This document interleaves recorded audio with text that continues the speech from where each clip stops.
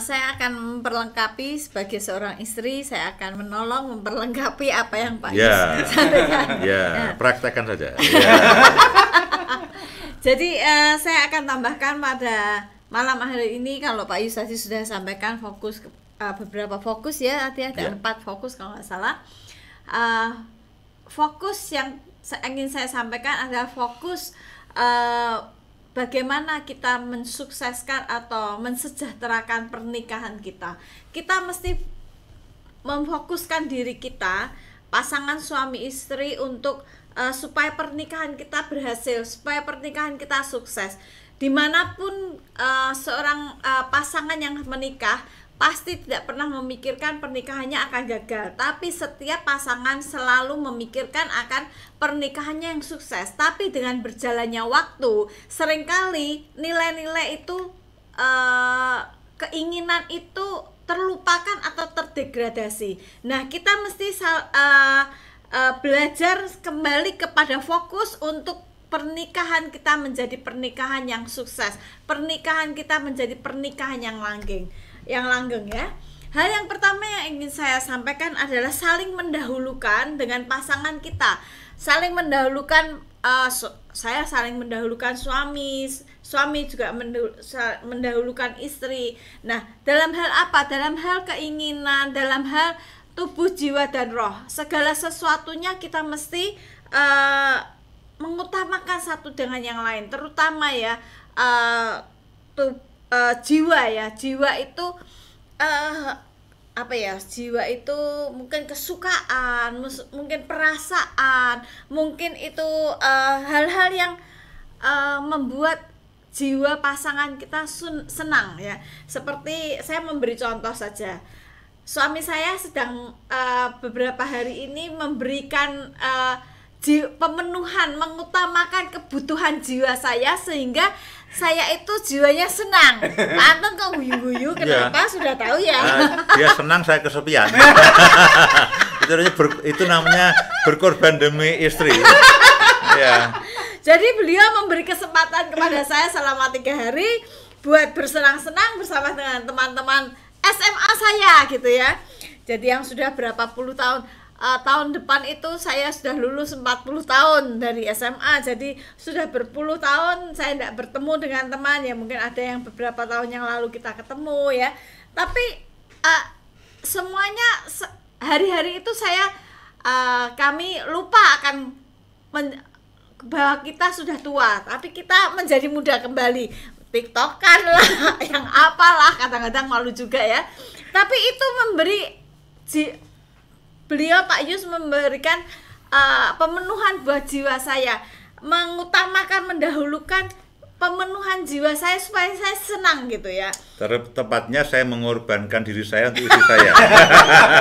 Beliau di rumah sendirian, tapi akhirnya ke kantor dan mengerjain staf yang ada buat senantiasa rapat. Ya, maafkan saya. Rapat dan marah-marah ya.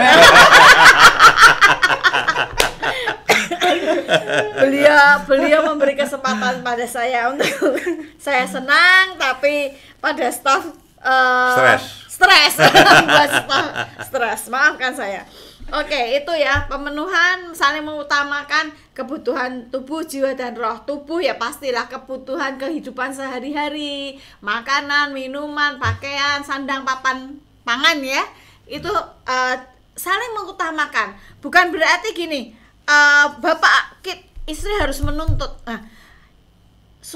Menuntut suami memberi nafkah kepada kita, tapi apakah kita menyediakan juga kebutuhan suami kita secara tubuh? Misalnya nih, pakaiannya kita rawat, kita perhatikan, kemudian makanannya kita perhatikan. Seringkali kita perhatikan diri kita sendiri, pakaian bojoku ya karepmu dhewe, elek-elek wis gitu ya. Nggak bisa gitu. Ketika pasangan kita menggunakan sesuatu, itu dia juga memberi membawa nama kita.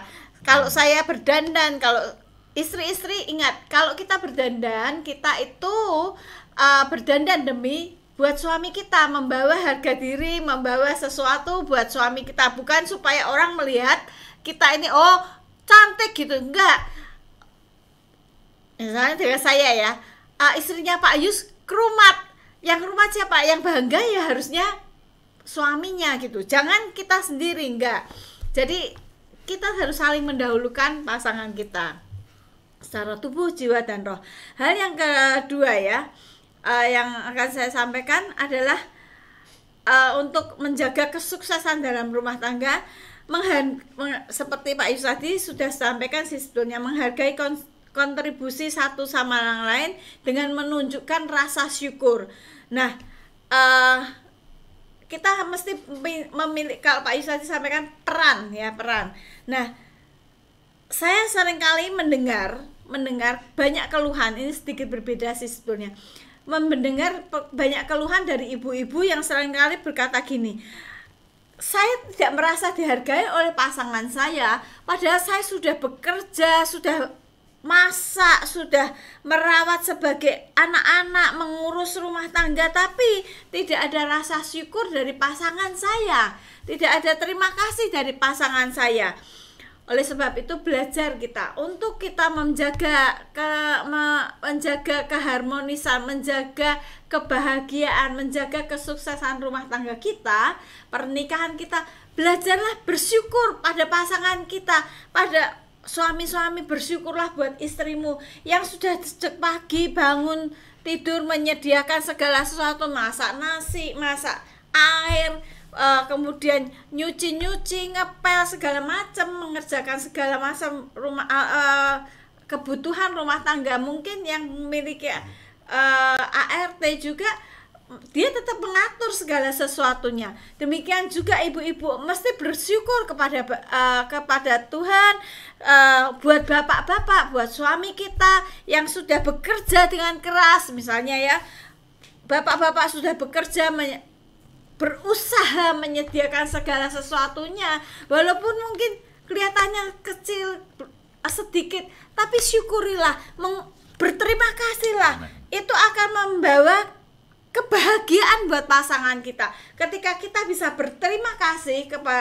untuk pasangan kita, apapun yang mereka lakukan, walaupun kelihatannya tidak banyak, tapi itu kita mesti syukuri. Itu akan membawa pernikahan kita menjadi langgeng, menjadi sukses, menjadi menyukakan gitu ya. Hal yang ketiga ya, saling mendukung. Kita mesti saling mendukung satu dengan yang lain. Mendukung dalam hal apa saja, pekerjaan, di dalam segala urusan, segala hal. Jangan saling menjegal, Pak Yus tadi bilang ya. Pak Yus tadi sudah sampaikan, jangan saling menjegal. Hal yang keempat adalah memahami kepribadian satu dengan yang lain. Kita harus belajar menghargai kepribadian pasangan kita. Jangan kita selalu menjelek-jelekan. Itu akan tidak membawa pasangan kita berbahagia. Yang terakhir yang mau saya sampaikan, supaya kita memiliki pernikahan yang sukses, membahagiakan, adalah tertawa dan bersenang-senang bersama. Seringkali saya melihat suami istri tidak bisa tertawa bersama, tidak bisa bersenang-senang bersama, tapi sama teman-teman bisa.